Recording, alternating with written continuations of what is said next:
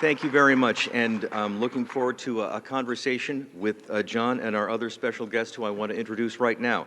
Dr. Paul Kanger is a professor of political science at Grove City College in Grove City, Pennsylvania, and a New York Times best-selling author of over a dozen books. He is Senior Director and Chief Academic Fellow at the Institute for Faith and Freedom. He is a longtime columnist and Senior Editor for the American Spectator. Kengor is a frequent public speaker at venues such as the Ronald Reagan Presidential Library, the Reagan Ranch Center, the National Press Club, the Heritage Foundation, Princeton University's James Madison Program, the American Enterprise Institute, the Center for Strategic and International Studies, the Gerald Ford Library, the National Presbyterian Church, the Fulton Sheen Cultural Center, and at colleges across the nation. Dr. Kengor received his doctorate from the University of Pittsburgh's Graduate School of Public and International Affairs and his master's degree from the American University's School of International Service. He also holds an honorary degree from Franciscan University. Please welcome Dr. Paul Kanger.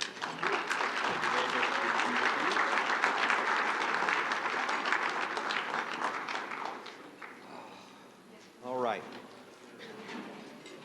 So, thanks for being here. Good to be here. And let's make sure that that everything works with our mics. We're broadcasting. All right. So the topic that we were presented with was the future of the conservative movement, and probably the best place to start that conversation is the current state of the conservative movement. So, Paul, do you want to start with that? Where are we? Yeah. Well, it's not good, and I think a big problem is that a lot of people today struggle to really know what a conservative is, right? And part of conservatism, it's one of those words that actually describes what it is, right? Conservatives want to conserve, as opposed to a word like reactionary, which is weird, right? Reactionary is like, well, reactionary sounds like someone who just reacts to things, right? But yeah, that's really not what a conservative is, right? Conservatives believe in time-honored principles, ideas, values that, going back to the founding, natural law, biblical law. So conservatives want to conserve and preserve these time-tested ideals. And it doesn't mean that liberals will caricature conservatism and say, well, then you must support slavery, and you must be against, against women voting if you're from everything from the past. No, it's the things from the past that have survived over time that we've gotten right. Keep the things that are worth keeping. Keep the things that are worth keeping, right? What Russell Kirk called ordered liberty, right? But the big question today for conservatives is, what are those principles? And really, they shouldn't change much. And they ought to be family, freedom, faith, right? Limited government. In fact, if I may quote Ronald Reagan here, so this is from Ronald Reagan's Time for Choosing speech. Actually, on the point of limited government, let me say this first. This is Ronald Reagan's first inaugural, which he wrote himself, and not many presidents write their own speeches. But Reagan did, and of course, as a lot of people in this room old enough to remember, know he was portrayed as an idiot, somebody who didn't write his own speeches, but he did. And he had that famous line, he said, in this present crisis, government is not the solution to our problem. Government, what? Is the problem. Government is the problem. But he also added there, let there be no misunderstanding. It's not my intention to do away with government, right? It is rather to make it work. So it was about getting government right. And conservatives are not against government. They're for limited government. Right? We're against womb to tomb, nanny state, government liberalism, the welfare state. And to that end, I'll quote one other speech. This is Reagan's Time for Choosing speech, October 1964. And he said, government tends to grow. What did Reagan say? The only guarantee of eternal life on this planet is a government bureaucracy, right? Temporary government bureaucracy. Temporary. Government programs take on weight and momentum, as public servants say, always with the best of intentions. Reagan called this creeping socialism. You had this idea, you had that idea, and that sounds good. That's something government could do. Yeah, I mean, Never did it before, but okay, why not? Let's add that on too, right? And sure, let's add this, and then pretty soon you got to figure out how to pay for it. You have to increase taxes. So Reagan called this creeping socialism. And then he quoted liberals, what greater service we could render if only we had a little more money and a little more power. Reagan said, but the truth is that outside of its legitimate function, government does nothing as well or as economically as the private sector of the economy. And the key there is the question, well, what is that legitimate function? That's what conservatives need to get back to understanding. And one more line, just one line from the Time for Choosing speech. Reagan said, when it comes to liberalism, progressives, the more the plans fail, the more the planners plan, right? Just let us plan a little more. The problem is you folks, the masses. In fact, Reagan even says in here, right, I hate when they call people the masses, right? We are individuals. But the idea was that only if, the liberals say, if only you give us more power, more money, we'll get it right this time. It's the same thing they do with communism and socialism, right? Just hasn't been tried right yet. So conservatives need to get back to those legitimate functions of government. And if they win and take back the House and Congress in 2022, which they really should, they have to govern like conservatives. They can't go spending like drunken sailors, which I think Reagan said that's an insult to drunken sailors, right? At least they're spending their own money. At least they're spending their own money. At least they're spending. And if you get a Republican president as well, working with a Republican Congress, you've got to hold the line on spending. You've got to behave like conservatives. So that's the task. That's the task. So, John, to give the question back to you, before we can talk about the future of the conservative movement, where do you see things standing today in terms of the strength of the conservative movement, its institutions, and its efforts? Conservatism is at a crossroads on whether it goes back to its initial value, as Paul so eloquently quoted Ronald Reagan about, or it simply compromises with the status quo. Ronald Reagan used to say, status quo, that's Latin for the mess we're in. Congressman Gowdy said it best last night when he spoke about conservatives believe in fiscal restraint. Fiscal conservatism is an important part of our philosophy, living within our means. And then government pumps all kinds of spending for new emergencies, notably the COVID. Most recently, we find that people found it was advantageous to stay home and collect a check rather than go to work. And if I can paraphrase Milton Friedman, when you pay people to be unemployed, you're going to have a lot of unemployed people. That is something that conservatives have to get straight.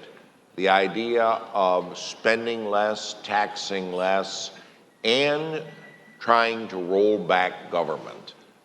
In addition, foreign policy is something conservatives are divided on, although I would say in the case of Ukraine, they may have struck the right balance. That is clearly helping an ally who's threatened without putting American troops on the line.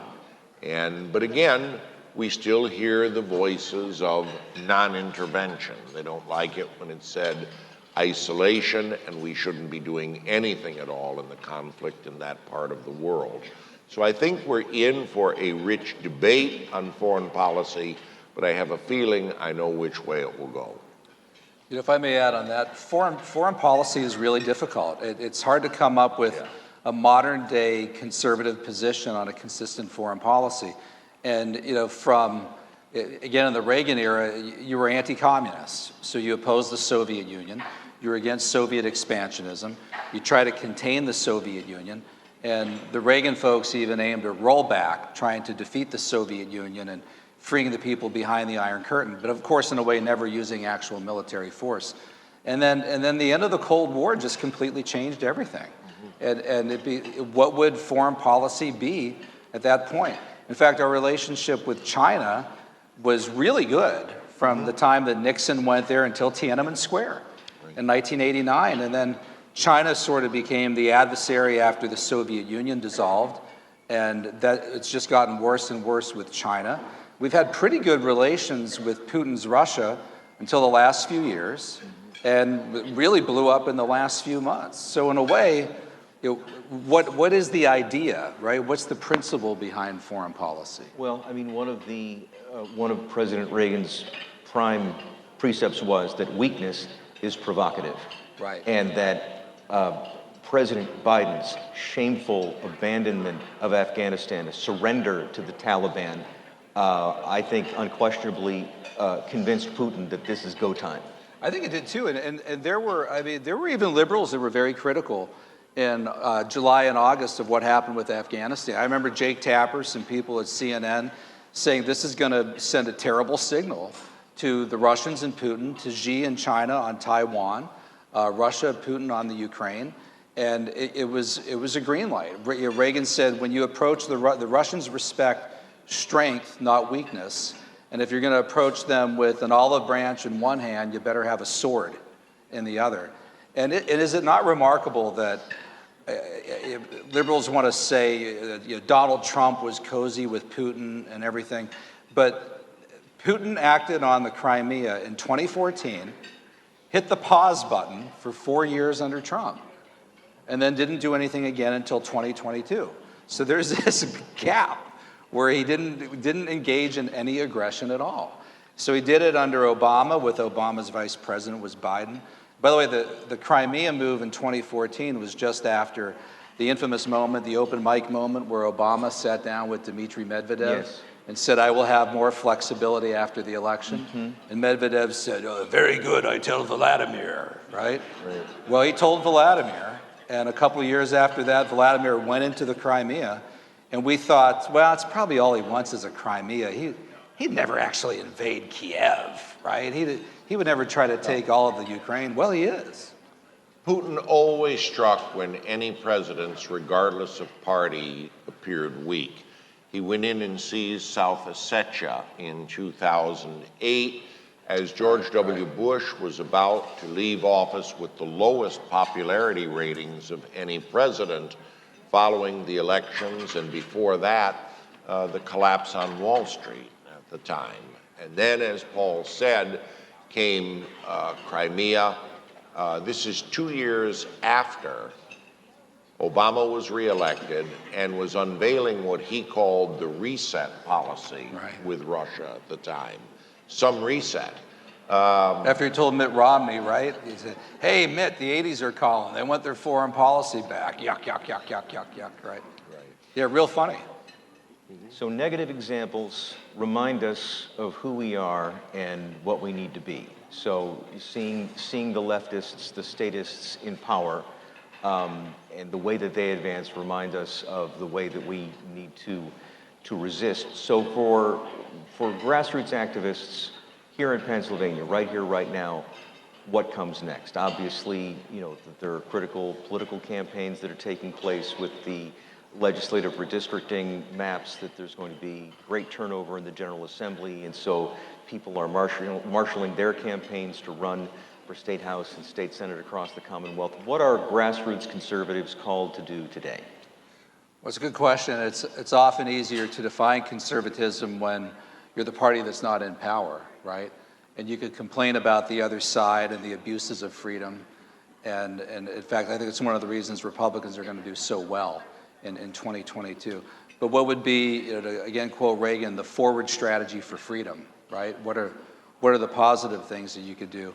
And Dave and I were talking backstage about how brilliant Newt Gingrich's idea was with a contract with America. They took 7 different ideas that all had 75% plus support in the polls. And to tie this to what Trey Gowdy said last night about the danger of overpromising, Newt just simply promised a vote on those things. And that was very realistic. Sometimes the best you can do is get a vote. You're not going to get everything that you can. But if they win in 2022, which I think they will, it's going to be 2 years in opposition where really probably not much happens. Maybe in Pennsylvania, They could work more with the judiciary in ensuring better election law, better election integrity, so nothing blows up in 2024. That's one thing that they could do. But they need to be ready in 2024 with whatever Republican is elected as president, assuming that happens, to actually have a positive agenda, right? Actually, not just to resist, but to do real things. And I got to say, too, for the 2024 nominee, you got to nominate somebody who can get more than 50% of the vote. I mean, it's really it's so crucial. And I know a lot of liberals in academia who actually want to vote Republican right now, and including for president, who don't like Biden. You got to pick somebody. I'm not sure. Maybe DeSantis. I don't know. There's got to be somebody in 2024 who's really genuine. You got a chance to really crush the Democrats in 2024, but it's got to be the right person. James Baker, the former Secretary of State and Ronald Reagan's Chief of Staff, once said, "Overnight is an eternity in politics."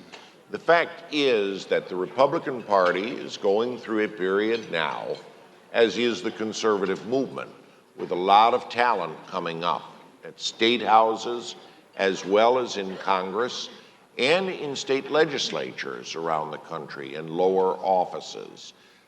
Certainly, there are enough people to turn to as national candidates in 2024, and it will be a very positive process.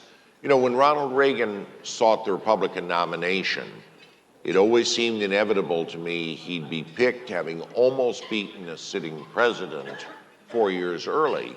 But at the same time, look back at the field he faced, and it was quite impressive in terms of credentialized candidates. George H.W. Bush, former Governor John Connally of Texas, a convert from the Democratic Party, Howard Baker, the Republican leader in the Senate, Phil Crane, an academic and congressman, one of the brightest members of Congress I ever interviewed, and of course, Bob Dole. There were so many then, and there'll be a talented field like that the next time to choose from. Well, I mean, my view as a state policy person, based in the state capitol in Harrisburg, it just seems to me that, while all of us are interested in the things happening on the national stage, things happening at the pinnacle of national governmental power in Washington, that, for all of us in our own communities across the 67 counties, that this is the time for people to be invested in all of the changes that are happening politically with the General Assembly, with electing hopefully a pro-growth governor in 2022, that if we can have a pro-growth legislative majorities with a pro-growth, pro-production governor in Harrisburg, that we can we can actually bring an end to the Wolf era and start moving in a positive direction with getting our economy back on track, ramping up energy production, that we can unleash the dynamism for our communities and our economy, all of those things, that doing that work, the local work, the day-to-day work, that's what we're really called to at this hour, that this is the time for that kind of effort. Can you mention, you were talking to me about the Indiana example. Well, yeah, and so, again, working with the Manufacturers Association, we're the people who, we represent the people who make things. And manufacturing in Pennsylvania, that's 500,000 jobs on the plant floor, sustaining millions of additional Pennsylvania jobs in supply chains and distribution networks, through vendors of industrial services. It's the sector that adds the most value. It's the sector that has the best paying jobs with the best benefits. And that, we want to make it the smart business decision for people to choose to locate and invest and hire in Pennsylvania rather than in one of our competitor states. In a free country, in a free economy, all of these economic decisions are voluntary. And if you look at our neighbor states, other industrial states, you see jurisdictions that have gotten it right. And that Indiana has had 3 pro-growth governors in a row. and with pro-growth, pro-business, pro-jobs majorities in the state legislatures in the Indiana state legislature, that over time that they have made consistent progress towards making Indiana a pro-business state. And so even though Indiana is much less populous than Pennsylvania, they're a manufacturing powerhouse. And again, when you have a larger amount of that higher value economic activity, it generates prosperity. It expands the tax base. But the key is they had 3 in a row. 3 in a row. Governors right. and Yeah. legislatures. And when you have that kind of consistent, principled, resolute leadership, you can change the trajectory of your state. And if you look at Indiana versus Illinois since the financial crisis of 2008, those two states took completely opposite approaches. That Springfield doubled down on taxes and borrowing and spending, and now Illinois is like circling the drain. They are in a very dire financial circumstance with their public pension debt and all these other kinds of obligations, whereas Indiana is in very good shape. Well, Well, and Indiana, the voters voted that way, and the legislature and governor rewarded them, and then they elected him again, re-elected him. So there's reciprocity there. You don't always get that in politics. Right.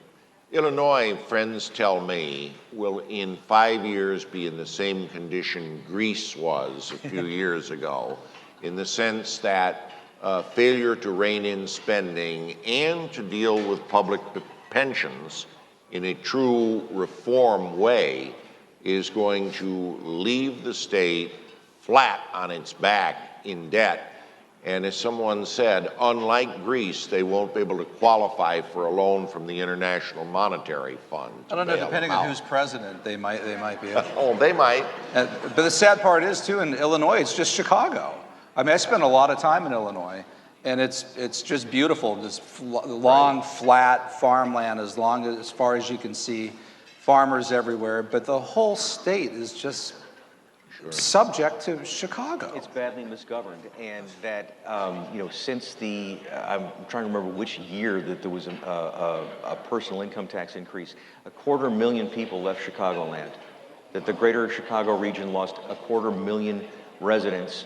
I guess assume mostly to Wisconsin and Indiana, and that's why even though Pennsylvania has not grown in terms of population, that we're now the 5th populous state instead of the 6th. Just because Illinois has shrunk that much because it's been that badly misgoverned. Wow, yeah. So as we come down to the last few minutes of our session here, I guess I'll just ask each of you for concluding thoughts, and John, I'll start with you. Where do you see our conservative movement going in the near future and over the horizon?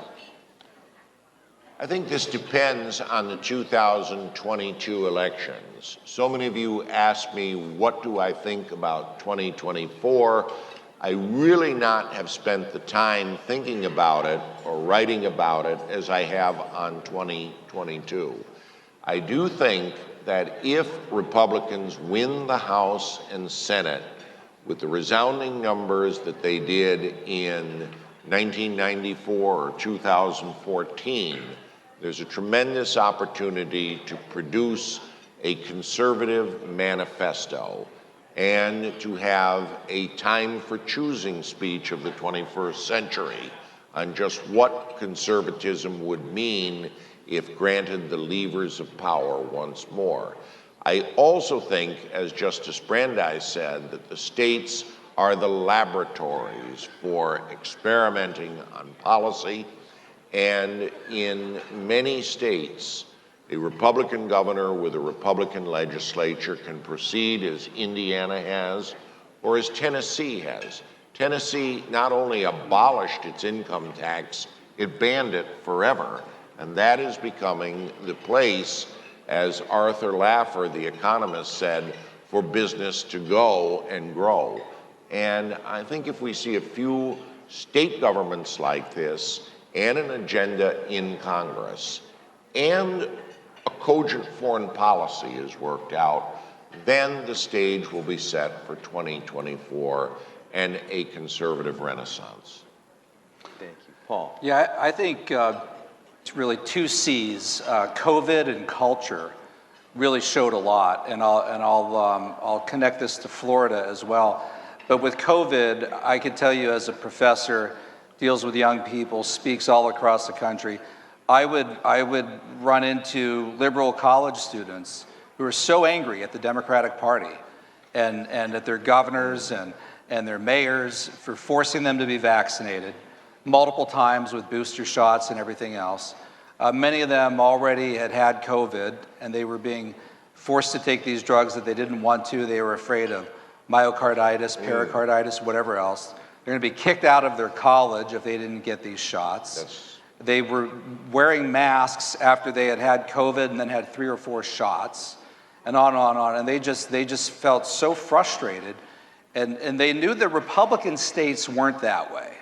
They knew that. You had people like AOC dashing out of New York, right, to go to Florida so she could take her mask off and actually enjoy herself. And also, too, liberals are really seeing the cultural craziness in their own party. You know, coming from University of Pennsylvania, a male swimmer who's breaking all the female swimming records. And liberals are afraid to publicly speak up about it, but this really frustrates them. People like Bill Maher are willing to talk about it, but this to them, and a lot of them will say, I support LGBTQ issues, and so I support trans people, but you can't have a guy who's like 6'3", breaking all the girls' records, and you can't do that. And they're afraid. They're afraid to publicly speak out about it. And they know that the Democrats protect those people, especially Biden, those things, but the Republicans don't, right? And here again, go to Florida. Look what's going on now with DeSantis and Disney and some of these other things. And DeSantis is a good model as well because it shows remember how close the vote was for governor? Again, a week to count. Yeah, exactly. And did either of them get over 50? It must have been like 49.4 to 49.3 or something like that, which shows you sometimes, everyone forgets about that now. But by the way, who did he run against? I can't remember the guy's name now, right? Which tells you a lot. All you need to do is win. Sometimes you just have to win. Even if it's by 0.1%, you just have to win. And then who knows where you could go from there. But these are the kind of, I would tell conservatives, don't veer away from the cultural issues. I mean, on a lot of these things, even liberals are fed up with some of the cultural craziness. Well, as ever, it's wonderful to be with you, gentlemen, and PLC is a gathering of old friends. So it is. Please join me in thanking John Gizzi and Dr. Paul Kanger.